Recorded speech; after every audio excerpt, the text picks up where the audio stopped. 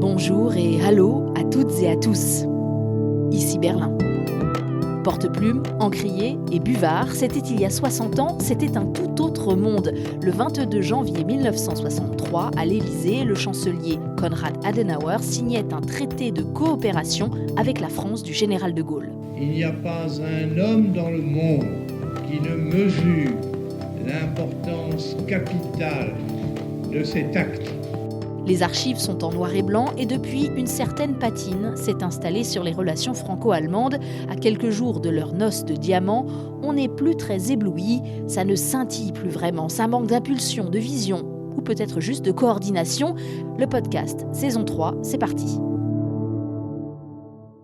Bienvenue dans ce nouvel épisode, cette nouvelle saison donc du podcast et puis dans cette nouvelle année, alors meilleurs vœux de ma part également. Prenons un temps peut-être pour commencer, pour mesurer le chemin parcouru. On va beaucoup parler de commémoration franco-allemande dans ce début janvier. Il y a 100 ans exactement, c'était le début de l'occupation française de la Ruhr à l'époque. On réglait les différends entre les deux pays en envoyant des troupes. Alors oui, il n'y a pas de doute, vous allez entendre certainement beaucoup de critiques sur les relations franco-allemandes ce mois-ci. Il y aura le retour des éternels clichés, des piques pas très amicales, peut-être même des rancœurs. Et c'est vrai que ce couple franco-allemand, ce moteur franco-allemand, il peut interroger et il déçoit souvent, mais il y a quand même aussi des bonnes raisons de le célébrer. Et on va voir tout ça avec mes deux spécialistes du DFI, Frank Bassner et Stefan Seidendorf. Bonjour à vous deux. Bonjour Hélène. Bonjour. Alors, où en est-on de ces relations franco-allemandes ? On en a évidemment parlé dans le podcast cet automne. Il y a eu en octobre un moment de tension. À l'époque, j'ai appelé ça un fracas franco-allemand. Mais depuis, on nous dit, à Paris comme à Berlin, que le moteur s'est remis en marche, qu'il vrombit de plus belle. Et on va voir ce qu'on va voir. 2023 va être l'année d'un renouveau, d'un redémarrage. Est-ce que vous avez aussi eu ce son de cloche de la part de vos interlocuteurs allemands ou français ? En effet, depuis cette petite crise ou grande crise de fin octobre, il y a quand même eu du mouvement. Ça, je le vois partout. C'était comme un choc salutaire au fond, parce que surtout côté Berlin, on s'est rendu compte que parler toujours de cette relation particulière franco-allemande, ce n'est pas du blabla, mais il y a une vérité derrière qui consiste à dire qu'en Europe, on n'avancera pas si la France et l'Allemagne ne se mettent pas au moins d'accord sur des corridors pour trouver des compromis. Il y a une vérité derrière, dis-tu, enfin surtout derrière toi, il y a un marteau-piqueur. Du coup, je vais me tourner vers Stéphane et puis je reviens vers toi après, Franck. Oui, depuis la décision de reporter le Conseil des ministres en octobre, on a eu une activité croissante, une prise de conscience, notamment côté allemand, que toute cette affaire, la coopération entre Français et Allemands, ça reste quand même assez fragile. Et que ça nécessite un peu d'implication, que ce n'est pas quelque chose qui va de soi. Donc, résultat de cette prise de conscience, on a lancé tout un tas de groupes de travail, d'experts qui se rencontrent, de papiers qu'on écrit, mais pour l'instant, on est toujours avant le 22 janvier, on a très peu de concret. Donc, à voir ce que cela donne, alors que les sujets, ils ne manqueraient pas. Et puis d'ailleurs, on a commencé 2023 un peu dans le même état d'esprit qu'on a fini 2022. Je ne vais pas dire qu'il y a eu des couacs, enfin tout de même, on a quand même deux sujets majeurs. La gestion de l'arrivée des touristes chinois, après la levée des restrictions sanitaires dans leur pays, de savoir s'il fallait leur faire des tests PCR dans les aéroports. Et puis deuxième sujet, l'envoi d'armes et notamment de chars de combat à l'Ukraine. Dans les deux cas, on a l'impression qu'il n'y avait pas de coordination. Je ne dis pas qu'on n'était pas d'accord, mais clairement, le calendrier n'était pas le même à Paris et à Berlin. Et ça a donné l'impression, là encore, qu'il y avait de la friture sur la ligne, alors qu'on nous dit que tout va bien, qu'on se parle tout le temps et que tout est réglé et que tout est intégré. Peut-être on sous-estime l'importance de ces gestes de coordination. Je pense que le grand public, en Allemagne, en France, en Europe, les médias en plus, voient bien s'il y a coordination ou pas. Donc même si ce n'est pas grave, on peut très bien décider d'abord chacun de son côté et puis après on se met ensemble. Ce qui manque peut-être, c'est une communication un peu plus réfléchie. On peut peut-être parler de la temporalité aussi. Les instruments qu'on a remis en place, qu'on vient de redécouvrir, les groupes de travail, les coordinations, écrire des papiers ensemble, c'est quelque chose qui porte ses fruits évidemment sur le moyen et long terme. C'est-à-dire on commence par prendre acte des désaccords, on commence à chercher des compromis possibles, on commence à se mettre d'accord sur des projets éventuels, mais tout ça, c'est pas tout de suite. Donc on a relancé le moteur, mais pour l'instant, c'est un diesel qui commence tout juste à prendre un peu de l'élan. Une chose que j'entends moi ici à Berlin, mais aussi de la part d'interlocuteurs français, c'est qu'on est à quelques jours maintenant de ce Conseil des ministres conjoint, à quelques jours aussi des célébrations des 60 ans de l'Élysée, mais on est encore dans la phase d'arbitrage. On n'a pour l'instant pas de texte de plateforme commune. Alors est-ce qu'on va avoir quand même des choses concrètes qui vont sortir de cette séquence ? En fait, c'est ça la vraie question. Parce que ce que j'ai pu comprendre, et d'ailleurs on l'a dit ici dans le podcast, qu'il y avait besoin de plus de temps pour travailler ensemble, pour réfléchir ensemble, ça c'était au mois d'octobre, mais le temps a passé. Est-ce que donc très concrètement, on va avoir des choses ? Si ce n'est pas le cas, il y a le risque qu'on dise qu'il y a effectivement bel et bien un problème franco-allemand. Tout le monde regarde et braqué maintenant sur ce sommet. Et si, encore une fois, on n'arrivait pas vraiment à proposer quelque chose, à avoir annoncé un projet ensemble, ce serait vraiment quelque chose de grave, puisque du coup, on montrait à tout le monde que cette relation n'est plus capable de produire des résultats. Donc, on voit plus que la volonté des acteurs, peut-être le fonctionnement et le poids des institutions, et justement, et c'est assez marrant, puisqu'on fête les 60 ans de ce vieux traité, ce traité, comment il est quand même moderne, puisqu'il oblige les acteurs à coopérer sous la menace un peu de la critique publique et médiatique. Franck, tu penses qu'il y aura des annonces précises, concrètes ? Il y aura sans doute des choses annoncées sur l'énergie du futur. On va aussi sans doute publier la création d'un groupe de jeunes leaders, la Génération Europe, qui portera sans doute dans le futur, avec beaucoup d'autres d'ailleurs, cette relation franco-allemande dans un esprit européen. Donc il y aura bien des annonces. Est-ce qu'il y aura des choses déjà décidées ? Il est permis d'en douter. Mais c'est dû aussi au fait que parfois les sujets abordés en franco-allemand sont des sujets européens. Oui, c'est assez classique. Français et Allemands commencent à faire des propositions, ils s'entendent en fait sur une feuille de route commune et puis ils l'apportent ensuite devant les 27. Et là, on attend des impulsions, par exemple sur l'énergie, sur l'industrie, sur la défense européenne. Et d'ailleurs, vous pouvez déjà le noter, après le sommet, nous ferons un épisode du podcast pour justement décortiquer ce qu'il en est sorti. Mais est-ce que ça va suffire pour ranimer la flamme ? Ce moment franco-allemand de la fin de la semaine prochaine, est-ce qu'il ne doit pas être aussi l'occasion pour réinjecter du symbolique, des gestes forts, faire un petit peu rêver, quoi. Après tout, en France, on utilise bien le mot de couple. Ça veut dire qu'on met quand même du romantisme dans cette relation. Et puis aller regarder les images de la signature du traité de l'Élysée il y a 60 ans. Noir et blanc, je l'ai dit, mais enfin, ça a de l'allure. Il y a même un petit peu de panache là-dedans.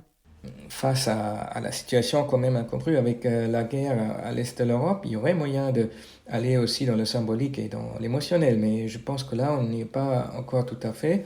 Il y a des acteurs qui parlent de l'idée d'une fusion franco-allemande, un peu comme l'idée d'une fusion franco-britannique au début de la Deuxième Guerre. Je crois qu'on n'est pas là aujourd'hui et à trop vouloir aller dans le symbolisme, dans l'émotion, on a tendance à trop tirer le trait. On sait très bien d'où on vient depuis octobre et il faudrait d'abord préparer le terrain avec du concret selon moi. Franck, toi aussi, tu penses que faire quelque chose de symbolique, ça serait trop artificiel après les semaines qu'on vient de passer ? Je partage un peu l'opinion de Stéphane. C'est toujours délicat de vouloir créer du symbolique. Il faut avoir le moment pour saisir des moments. Ce serait évidemment une opportunité pour faire de beaux discours. C'est vrai qu'un discours, ce n'est pas la réalité forcément, mais quand même, la parole pèse. Rappelons-nous les 40 ans du traité de l'Élysée. À l'époque, c'était le chancelier Gerhard Schröder qui, à la réunion des deux parlements, des deux chambres entières, faisait son discours et a rappelé, avec une certaine émotion, l'impact qu'a eu pour lui, individuellement, la chanson de Barbara sur Göttingen. Donc je pense que là, c'est des éléments qui restent un peu dans la mémoire de ceux qui suivent ces choses-là. Et en même temps, il faut du concret. S'il n'y a que du symbolique, ça risque d'être un peu le ronronnement d'une machine que beaucoup dans le grand public ne considèrent pas très performant. Donc il faut être légitime par la performance. Et alors le symbolique est bienvenu, bien entendu. Ça tombe bien que tu nous parles de ce moment autour de la chanson de Barbara. C'était à Versailles, devant l'Assemblée nationale et le Bundestag, tu l'as dit, hein, ils étaient réunis en double séance plénière. Et vraiment, ça avait fait son petit effet dans la salle. J'étais là, je m'en souviens bien. Surtout que quelques mois auparavant, Schröder et Jacques Chirac s'étaient disputés ouvertement pendant un sommet européen. Et déjà, on disait que le couple était en crise.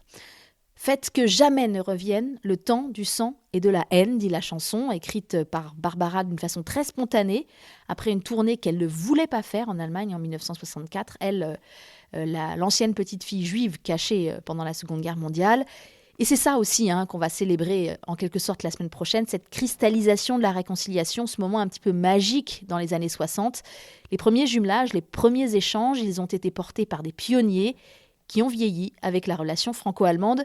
Franck Stéphane, on se retrouve juste après le reportage de David Philippot.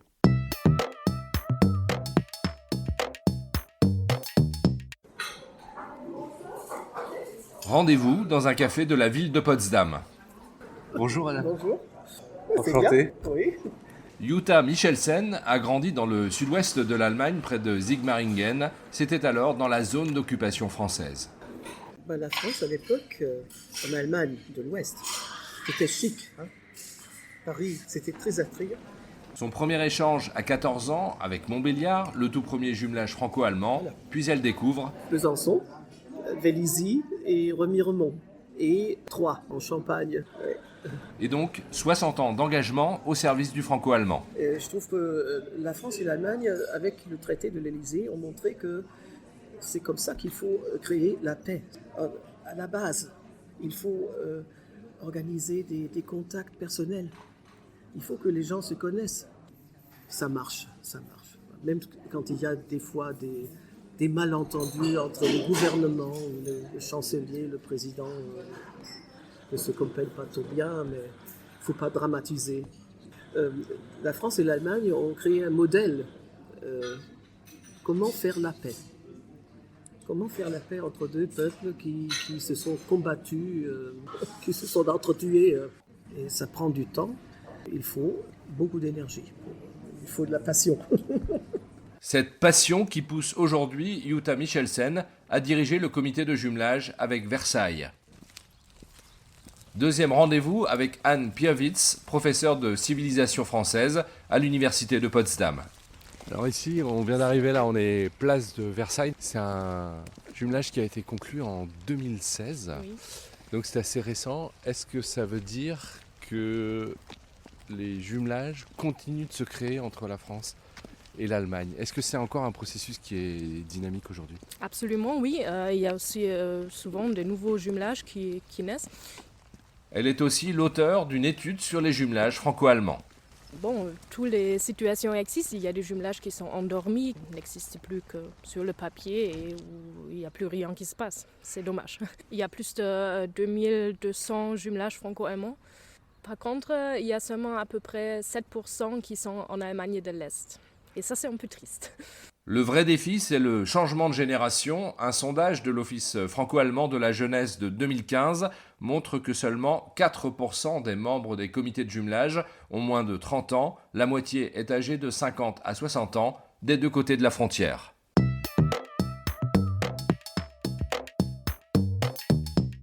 Voilà pour ce reportage à Potsdam, juste à côté de Berlin. Ce qui était intéressant, c'est que la ville a commencé historiquement tout d'abord avec un autre jumelage, à savoir un jumelage avec Bobigny en banlieue parisienne. Bobigny qui faisait partie à l'époque de la ceinture rouge de Paris, cette tradition des cités communistes populaires d'avoir des liens avec le bloc de l'Est. Et donc dans le cadre de la réconciliation franco-allemande dans les années 60, beaucoup de ces villes ont fait des partenariats avec des villes de RDA. Alors c'est vrai qu'aujourd'hui, il y a eu un glissement, pas seulement géographique sans doute d'ailleurs, et le groupe d'amitié le plus dynamique est entre Versailles et Potsdam. Franck et Stéphane, je reviens vers vous, et pour conclure, j'aurais juste une question en fait. Est-ce que 2023 sera une bonne année franco-allemande ? J'en suis convaincu pour une simple raison, qui concerne l'Institut franco-allemand, nous fêtons nos 75 ans. Et donc ça, déjà, c'est garanti que ce soit une belle chose. Oui, je pense que les opportunités sont là, l'urgence est là.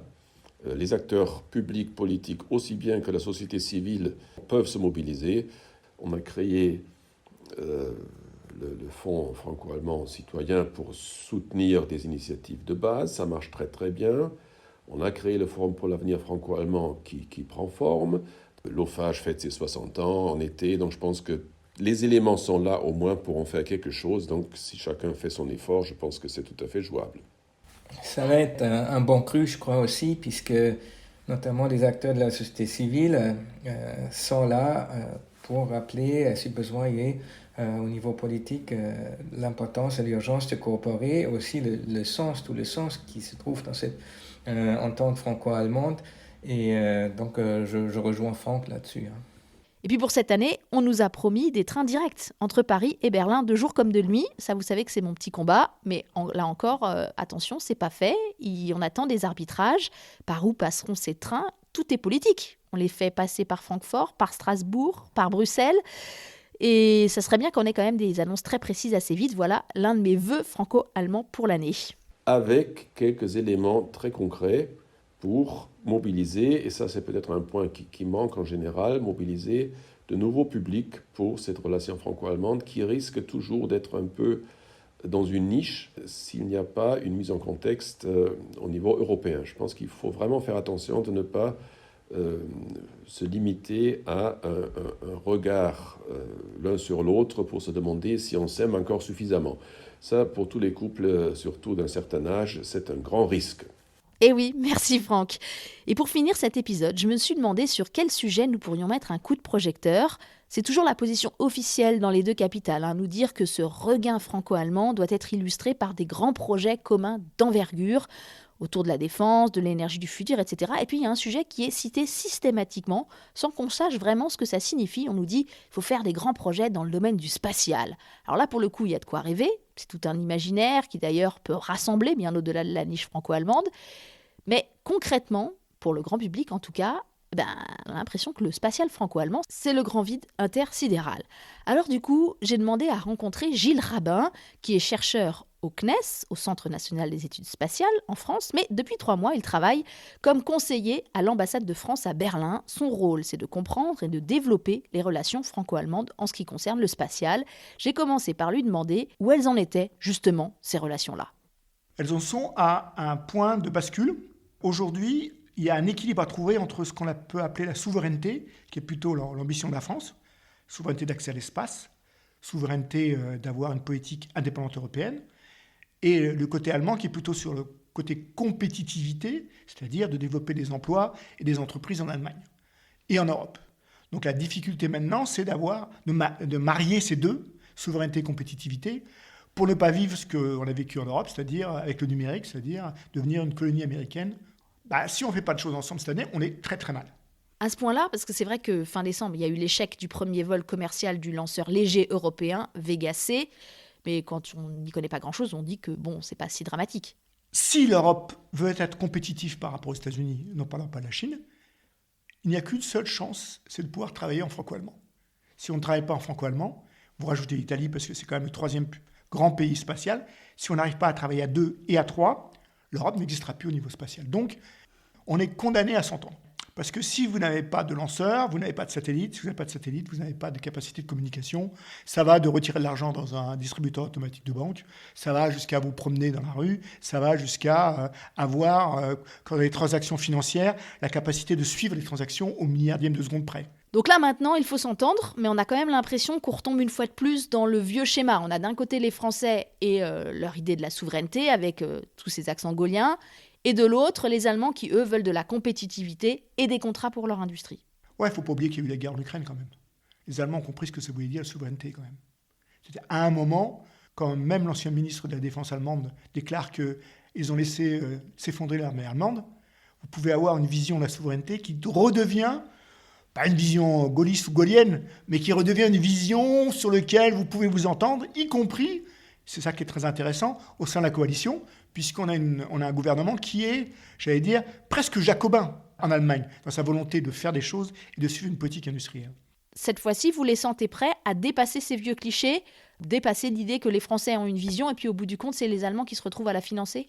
Oui, bon, vous connaissez sans doute le syndrome du barbecue, alors, qu'on a dans le ministère de l'économie allemande. Quand vous êtes jeune, vos parents vous disent « touche pas au barbecue », évidemment vous le touchez, évidemment vous êtes brûlé, évidemment vous vous rappellerez toute votre vie de ne pas toucher le barbecue. Quand vous êtes jeune économiste au ministère de l'économie allemande, vous arrivez et il y a vos amis qui vous disent surtout ne travaille pas avec les Français, ils vont te piquer ton argent. Et comme vous êtes jeune économiste et que vous avez fait vos études en partie en France, etc., vous adorez faire du ski nautique à la canot ou du surf à la canot, vous êtes d'accord pour travailler avec le Français et vous faites avoir et vous dites plus jamais travailler avec les Français. Voilà. Donc il y a cette culture de la méfiance personnelle.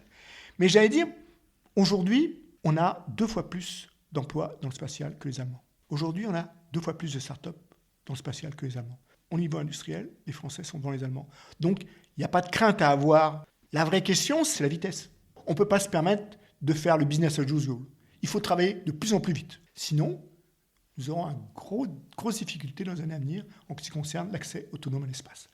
Ok, donc c'est plus équilibré qu'on ne le pense, mais au final, le spatial franco-allemand, pour le grand public en tout cas, on ne voit pas grand-chose, à part peut-être une poignée de main entre astronautes, Thomas Pesquet, Matthias Maurer. Il y a des choses qui se font. Il y a Galileo qui fonctionne. Galileo, c'est un système de positionnement qui est le meilleur du monde. Voilà, encore une fois, si vous allez dans votre distro automatique de banque, c'est grâce à Galileo. Ce qui fait que ça cloche, c'est que je pense que sur le fond, on est d'accord entre souveraineté et compétitivité de marier les deux, à la condition que la souveraineté n'aille pas contre la compétitivité. Aujourd'hui, malheureusement, à l'heure où on parle, on n'a pas de lanceur en Europe. Donc, on a montré que l'idée de souveraineté était importante, mais qu'aujourd'hui, on n'avait pas le lanceur compétitif sur le pas de tir. Aujourd'hui, on va rester quelques mois sans lanceur en Europe. Et donc, nos amis allemands vont dire, écoutez, on est d'accord pour la souveraineté, mais si on n'a pas de lanceur pour lancer les satellites, comment on fait ? Précisément sur ce point, parce qu'en plus Ariane 6 a pris du retard, est-ce que vous pensez qu'on va trouver une solution cette année ? Les Allemands sont prêts. 2 micro-lanceurs allemands sont pratiquement prêts. Il s'agit de RFA, c'est amusant comme nom, et ISA Aerospace.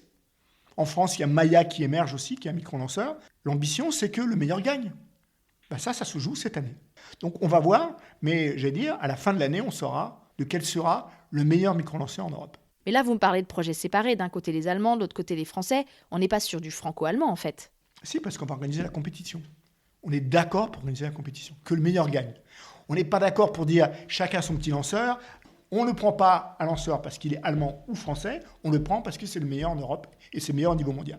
Bon, quand on n'y connaît pas grand-chose comme moi, on se dit quand même que c'est pas gagné. Aujourd'hui, c'est difficile parce qu'on attend Ariane 6 sous le pas de tir et on attend les micro-lanceurs sous le pas de tir. Les Allemands veulent réfléchir à un pas de tir sur un bateau qui est Weltraumbahnhof, dans la Baltique, oui. Il y a juste un petit angle tout au bout là pour pouvoir tirer, où il n'y a pas de terre au nord. Donc on doit attendre un petit peu pour les bonnes nouvelles, mais on est en train de mettre en place les structures pour que ça puisse se développer en français et allemand. Donc il y a plein de choses, mais c'est tellement intégré qu'on attend le grand soir, on attend un truc énorme, on attend un Européen sur la Lune. Voilà. Aujourd'hui, on n'a pas pris ces décisions. Mais est-ce qu'on peut avoir ce rêve ? Est-ce qu'un jour, ça sera possible ? Il est clair que d'ici 15 ans, les Chinois auront une base sur la Lune, les Américains auront une base sur la Lune. La question, est-ce qu'on sera dans un Airbnb américain sur la Lune ou est-ce qu'on sera sur notre propre base sur la Lune, une base européenne ? C'est une question aujourd'hui qui est à poser. Si on est seulement en Airbnb avec les Américains, on aura le petit lit au fond de la chambre, on n'aura pas la vue sur la Terre avec la baie vitrée. Merci beaucoup Gilles Rabin pour nous avoir fait prendre un peu de hauteur. On a bien saisi les enjeux, puis on verra si, au figuré en tout cas, la fusée franco-allemande va décoller dans le domaine du spatial cette année. Voici pour le premier épisode de notre saison 3, un épisode d'attente avant l'important moment franco-allemand autour de ces 60 ans d'amitié. Est-ce que les noces de diamants vont nous en mettre plein la vue ou bien est-ce que le clinquant, finalement, au bout du compte, ressemblera à du toc ? On verra tout ça ensemble, on analysera les annonces. Merci à Aloïs Kerek pour la musique, à David Philippot pour le reportage. Le podcast avec un K revient dans 2 semaines. Je m'appelle Hélène Cole avec un K et je vous dis à bientôt. Bis bald.